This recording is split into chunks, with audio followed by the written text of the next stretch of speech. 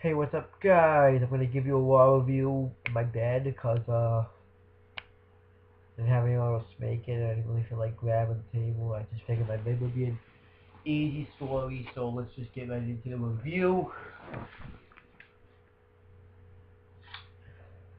I'm not texting me actually. WWE and WWE. Ooh, actually, Triple H actually announced a match between. So I'm gonna go on WWE.com and read about that. So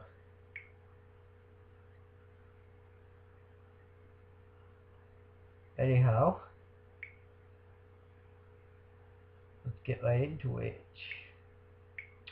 So this review is for Raw, September 16th, 2013. I did a live reactions to it. There's two parts to it that you have to click on. Um, and we have JBL, Michael Cole, and Jerry the King Lawler on commentary.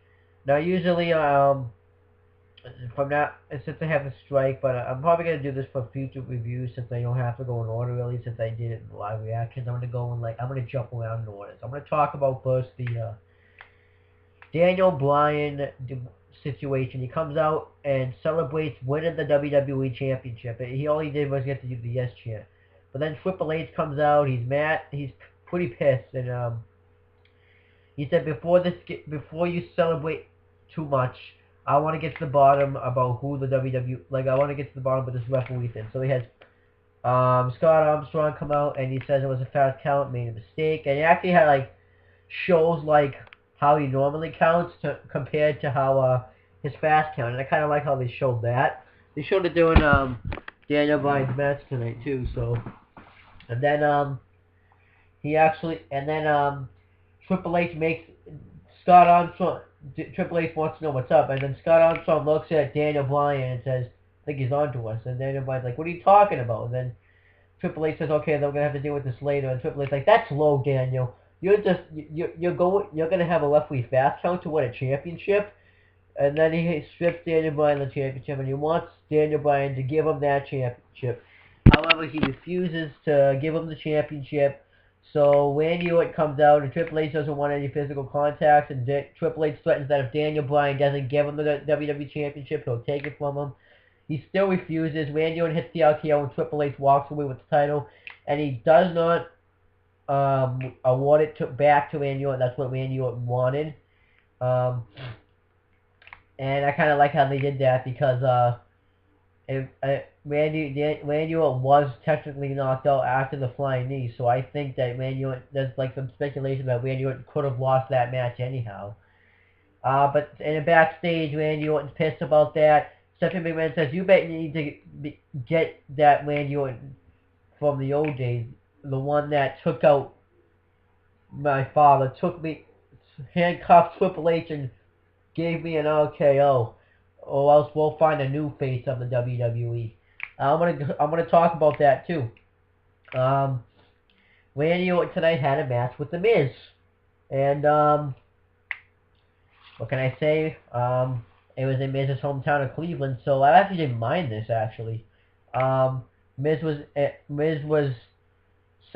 greeting his mother and father, and then Randy Orton just attacks him from behind, throws him shoulder first into the steel steps, and Miz has and I guess his parents kind of look horrified. They didn't really look that horrified though. It looks like the mother looked a little bit horrified, but the father was just kind of didn't really care about it. Because I think he knows that it's fake. Because I hear that Miz always says that he's a wrestling fan, but Miz wants to have the match anyways. They have the match. They both get counted out of the match. Randy Orton throws Miz over the announce table.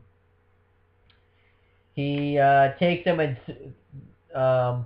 beats him down in front of his parents. Hits a DDT off the timekeeper's barricade, and then he gets him in the ring and he grabs a chair, and he puts it around Miz's head, I think, no, his neck, and drops the knee and does a knee drop on the chair while Miz is in it, and it looks like Miz is going to be finally in this storyline. I kind of want him to be in it.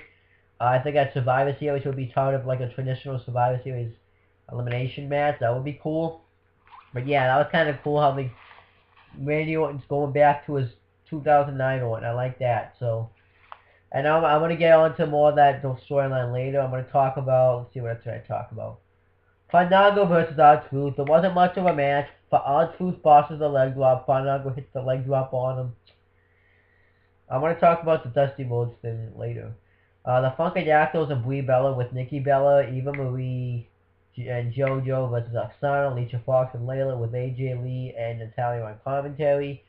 The only real parts I paid attention were Natalia and AJ Lee on commentary because they're the ones that are probably going to be feuding for the Divas Championship.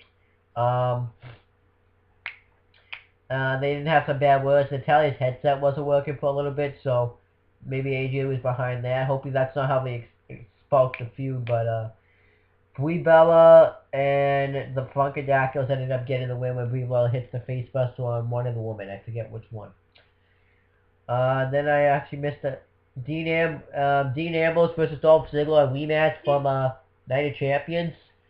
Man, that one pisses me off. That locking noise pisses me off. I have to hear it every day, but anyway. Daniel Bryan, hold on, I actually just got, their matches weren't as good as the past, but they were still pretty good. Dean Ambrose went for his, Bulldog, power driver move, but Dolph Ziggler countered it to the zigzag. I see that, so they're probably going to continue their feud for the United States Championship. I want Dean Ambrose to still have that championship, so. And then I'm going to talk about, they showed the Lost Matadors video packages again. I'll talk about, here's something to talk about.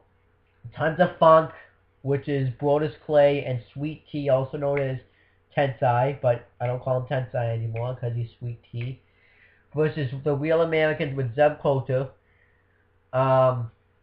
which is Jack Swagger and Antonio Cesaro, versus the Usos, which is Jimmy and Jay, as you know, and an elimination tag team match. Winners become the #1 contenders for the tag team titles. This was kind of that match where only 2 teams could be in the win, so you can tag in and win, like Swagger could go tag in Brodus Clay if you wanted to, but first I actually didn't know it was an elimination tag team match because Cesaro had rolled up Sweet Tea, and got the win, and I actually thought they were the #1 contenders, and I was like, oh, that's not bad at all. That would be a good match. And then I was wondering why the music wasn't playing. It's like, what's going on? So then I actually was like, oh, it's not it's elimination. But then the Usos just won the match. But I'm not mad that the Usos won because it seems like since Darren Young admitted he was gay, the primetime players took the Usos spot to win the tag team championships at Night of Champions. So I think at Battleground, the Usos will finally win the tag team titles off the Shield and get a legit run with those belts, or maybe they'll just keep it on the Shield. I wouldn't complain about that either. I really wouldn't care who wins, but I think I'm going to pick the Usos because I think that, actually, I don't think Rollins and Reigns have won the Classic Tag Team Champions. That's actually kind of a tough one to pick. But I think I should go with the Usos because I think they're going to finally give them a run because I don't want it to be too late before they do get the tag team belts. Then the Wyatt family cut a video package about like how people want things for more. People always ask for more. But it was just about more of the same.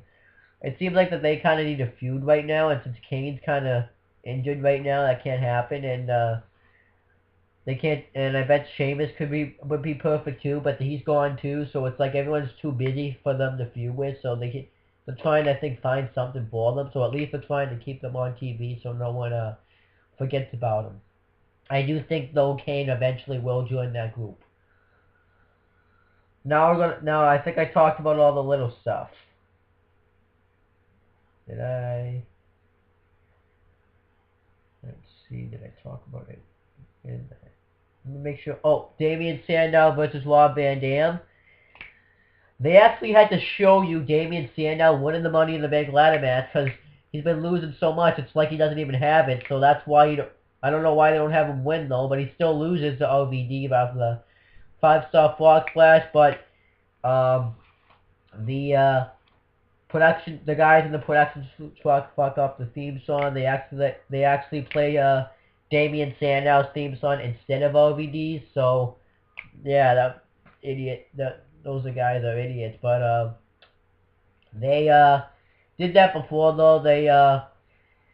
It was John. I remember it was Undertaker and Kurt Angle versus John Cena and Brock Lesnar. I think I have that right. No, it was actually Undertaker and Brock Lesnar versus Kurt Angle and John Cena. It was Cena. I know Cena was against Taker though, and Cena. I think it was.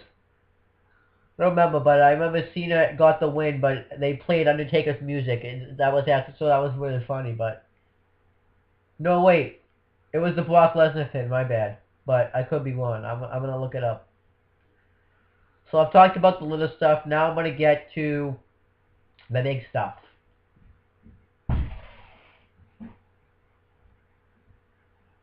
Ryback comes out to explain why he joined up with Paul Heyman, and Paul Heyman's in a wheelchair after the meeting he suffered from CM Punk on Sunday, because it's Wednesday now. He pretty much says that CM Punk, you're a bully. And he doesn't like bullies. He's trying to bully a defenseless man like Paul Heyman. And he's going to make sure that he's going to be Paul Heyman's protector, and he's going to make sure that CM Punk never gets to Paul Heyman. And then Paul Heyman kind of, before then though, gloated about how forever in the record book, the first time CM Punk ever got in the ring with Paul Heyman got the upper hand on CM Punk. Paul Heyman had the victory over CM Punk. I'm surprised I didn't say anything about Curtis Axel, because he kind of does too, since it was a handicap elimination match, and even though he was already eliminated, he technically won the match too, but I know where they're going with this. But then they it's funny, like Paul Heyman kind of kissed Ryback on the cheek, and I understand girls and guys sometimes kiss each other on the cheek, but I don't see guys do it, but I see sometimes girls do it. But he had like a very gay look on his face when he kissed him, and it's like I don't get it, but I have a feeling it's gonna be nothing. But I see CM Punk and Ryback feuding up to Battleground, and CM Punk winning, and maybe like they'll do like another match. I don't know. I think CM Punk kind of needs to beat Ryback, because he's lost at 3 pay-per-views in a row, but at the same time Ryback's lost at Ryback kind of needs something to do for a while, so I think that they could have like a no contest or something at Battleground, and they have a Hell in a Cell match, and Punk gets the victory there, and maybe like when Punk's about to get his hands on Heyman, they'll have Lesnar come back, and they'll do Punk Lesnar at Survivor Series too, and Punk will win there, and actually I don't know if we'll get his hands on him though. Or maybe they could do like Brock Lesnar, Curtis Axel, and Ryback, and 2 other guys that were like Paul Heyman guys. Have them team up and do something. But I gotta wrap this up. I'm gonna talk about the business proposal. When Dusty Rhodes comes out, he talks about how he'll do anything for his sons to get their jobs back. Well, Cody Rhodes and Dusty Rhodes. Stephanie McMahon says that if you you have a choice, you can either have Goldust's job back or Cody Rhodes.